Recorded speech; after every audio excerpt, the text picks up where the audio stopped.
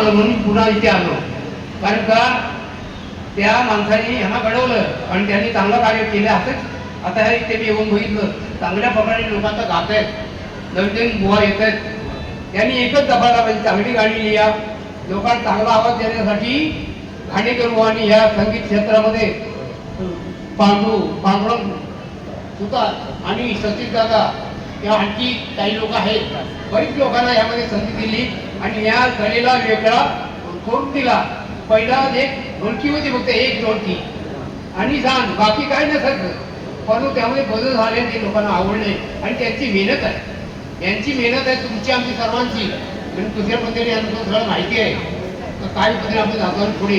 तर मला आग्रह केले सर्वांचे आमंत्रण मी आभार मानतो आणि मला थोडंसं बोलतं की तुम्ही काहीतरी एक शेत तरी मारा. होय होय, तर मी मारतो जरा, बघूया आवाज आहे की काय म्हणलं.